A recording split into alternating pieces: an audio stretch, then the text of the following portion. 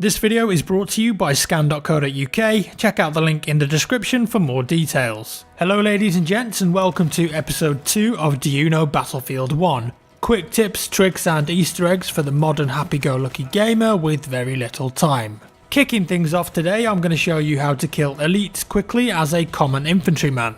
You could just shoot at them, but that takes bloody ages. Instead, why not try this? Elite classes will die in one hit from a melee takedown, sneaky beaky like. Or even better, if you want to keep your distance, use the Assault AT rocket gun. A direct hit will kill all of the elites in one blast from this thing, even the sentry. Another one, K-bullets that the scout class gets. Let's take a quick look. Normally it takes 7 headshots from the SMLE rifle to kill a tank hunter from full health points. That's a lot of headshots. However, switch to K-bullets and crack this guy in the noggin twice and he'll go down like a sweet muffin. K-bullets do a lot more damage to elite units. If you're a scout, make sure you're using them. Do you know that you can fix stationary weapons with the repair wrench? If your favourite field cannon, anti-air gun or such like has been taken a beating and will soon perish, why not switch to support and repair that turret to full health again? This means that you can use it for longer and spit out some more hot damage. And whilst we're on the subject, there's a neat trick you can do with the field cannon.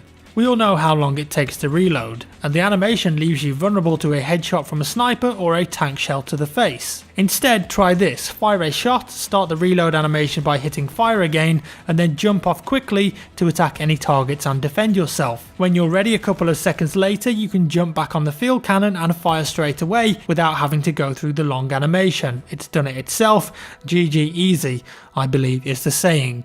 Next, limpet charges, or lumpy charges as the cool kids call them. This is a support class gadget that when used correctly is super effective at not only destroying vehicles because it sticks to them, but also blowing out walls, ceilings and floors to destroy unsuspecting victims. If you find yourself a little sniper nest, normally these type of buildings on Suez Canal and Sinai Desert, either throw it at an outside wall and wait for some explosive joy, or you can actually go into the room underneath and attach the limpet charge high on the wall. A few seconds later, this will cause a huge explosion, killing anyone in its proximity but also levelling that portion of the building. And whilst the destruction is going on, if there are people in the building, the falling debris will damage them and net you some more kills and points. Give it a go and you'll be Kobeing limpet charges left, right and centre. Incredible fun and a viable tactic. Trust me. On to another deployable explosive now though, the anti-tank mine for the assault class. You place them down on the ground and if you're lucky enough, a tank or enemy vehicle of some delineation will roll over them and go big boom bye bye. However, if you're not a person that likes to rely on luck and positioning that much, there's another way that you can use mines to instantly take out some of even the heaviest tanks. So you need to get alongside them. It's tricky but possible. Place 3 down on the floor and shoot or grenade one of the mines. After enough damage, the mines will explode,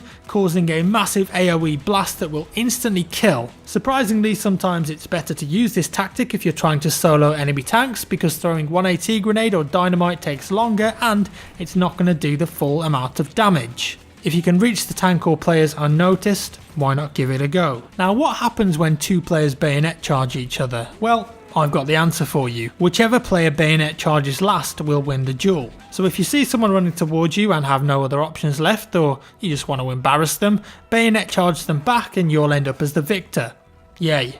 Another bayonet charge tip before we move on maps like Foul Fortress where there are small bodies of water to cross, if you initiate a bayonet charge just before you run in, you'll actually move across at super speed. Michael Phelps, eat your heart out mate. There's a new competitor in town. It's usually going to be way faster than swimming across. And also if you try and cross waist high water, your character speed will slow down, so instead bayonet charge before you go in and you'll be across that gap in no time at all. Lovely. Do you know that you can switch which side your sword swings from when on a horse? If you press the change camera button, it will actually change the side that your crosshair's on and slightly adjust the angle to accommodate this. Very useful for when enemies are on your left side and you need to quickly change your stance. You don't always have to swipe right and go on the date anymore. Hit the camera button and cut down your enemies with ease. I'm sorry bro, you just weren't a suitable match for each other. A tip for the budding medics out there now: if you see a revive symbol flashing like this, it means that the player is holding the button to skip the revive and go back to the deploy screen. If you notice this, it might be worth moving closer to them to signal that you're nearby and coming in for a revive. Remember that they can see how close you are to them in the death screen, and this might give them incentive to wait for you instead of skipping the revive. Hold on to those tickets and retain your tactical advantage instead. Wait for the medic. A situational tip for tanks now: if you've taken damage and need to repair, perhaps you just won the fight and your tracks are disabled, sometimes it's actually a better and faster option to hop out of the tank and switch to your repair wrench to repair the tank instead. This will get the tank up and moving quicker than holding the repair button when you're inside it. However, of course, there are some risks associated with this, and outside of the tank you become an easy target for snipers and nearby infantry. So try wiggling left and right whilst you're repairing to make yourself a harder target and then hop back in. Try it out instead of using the automatic repair sometimes, it might just save your life and your tank in the process. Check out this little Easter egg on Rush. Every once in a while when a defender activates the objective to send out artillery, it will play the old school Battlefield theme tune that began with BF 1942 in Morse code.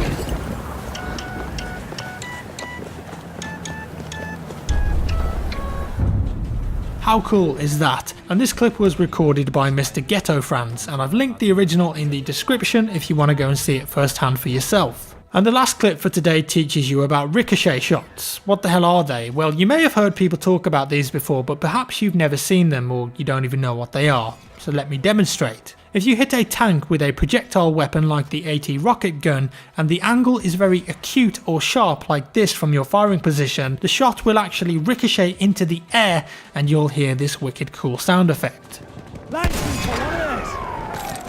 So a shot like this will not do any damage and you'll see it rebound into the air. This is easy to reproduce, and basically it means that when you're firing projectiles at tanks, try to always go for side on or straight on shots rather than at tight angles like this. Sometimes you'll even hit a ricochet shot on the top of a tank if the angle is poor.